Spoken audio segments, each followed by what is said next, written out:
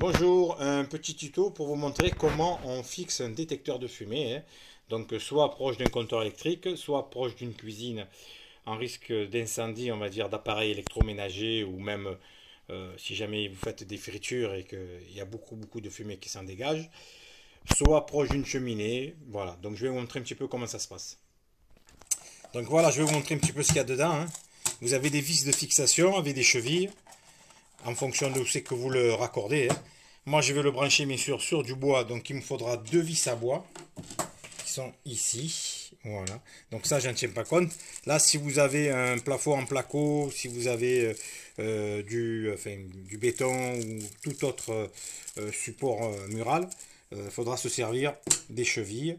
Donc, la pile, bien sûr, pour mettre à l'intérieur, qui est valable un certain temps, hein, peut-être une année, voire un peu plus, mais qu'il faudra remplacer. Et donc il me faudra toujours pareil, un tournevis pour fixer les vis, un petit marteau donc pour faire des pré-trous, et bien sûr hein, un crayon ou un feutre, quelque chose pour pouvoir euh, bien situer à l'endroit où il va falloir percer.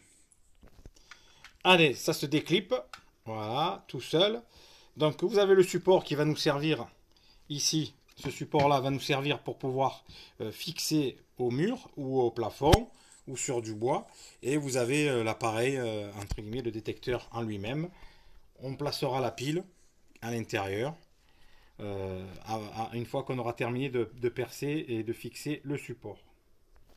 Alors, petit conseil, hein, vous voyez que vous avez le petit bouton rouge là, qui sert à tester en fait l'appareil. Donc il faudra éviter de percer ou de mettre les vis de ce côté-là ou de ce côté-là.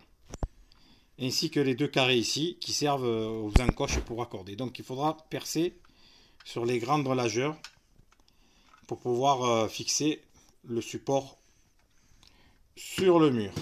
Allez, je vais vous montrer comment on fait. Voilà, pareil, donc on va mettre un petit point ici et un petit point ici. Go. Donc vous faites un petit trait ici et un petit trait là. Voilà. Donc il faudra percer ici et là pour pouvoir fixer le support du détecteur de fumée. On fait des pré-trous, hein. On tape pour pouvoir. Vous voyez là ça tient. Il tient tout seul. On fait pareil de l'autre côté.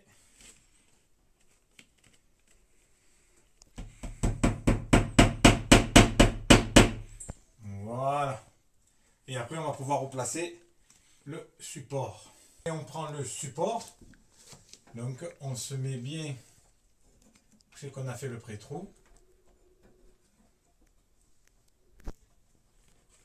Go. Allez, une fois qu'on est dans le pré-trou, oui, il y a juste à serrer. Déjà de ce côté. Voilà. On va pas trop serrer parce qu'il va falloir mettre l'autre vis à côté avant tout. Voilà. Donc une fois que vous avez mis le deuxième, vous voyez, ça va tout seul. Après vous l'alignez proprement.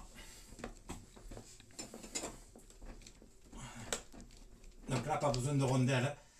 Le support est assez fin.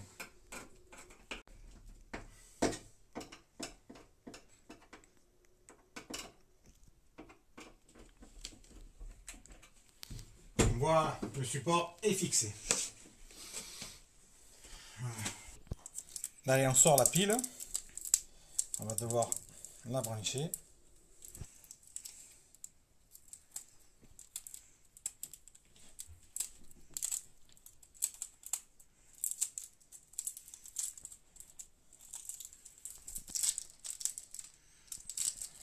Voilà. Donc là, il y a un sens, hein, vous ne pouvez pas vous tromper. Vous voyez, hop, ça fonctionne. Si ça bip, c'est que ça fonctionne. Voilà. Donc vous la placez à l'intérieur et on va le remettre sur son support. C'est parti. Alors il y a les deux petites encoches, il faut remettre dans les encoches. tout simplement et tourner. Voilà. Il est fixé. Vous voyez, ça tient. Et il y aura la petite lumière rouge normalement qui clignote pour montrer qu'il est en fonctionnement. Vous voyez, on vient de la voir. Alors une fois qu'il est fixé comme ça, donc vous avez la diode en fait, qui clignote rouge. Vous pouvez faire aussi même un test pour vérifier que le détecteur de fumée fonctionne bien. Donc je vais vous montrer comment ça se passe. Go. Donc il faut juste appuyer sur le bouton qui est là pour tester. Et on voit bien que le détecteur de fumée fonctionne. Voilà.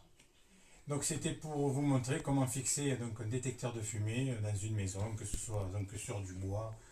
C'est pareil sur du béton ou d'autres supports, il faudra percer avec une perceuse. Voilà, même pas de faire de gros trous parce qu'il n'y a pas besoin de gros vis, c'est pas super lourd.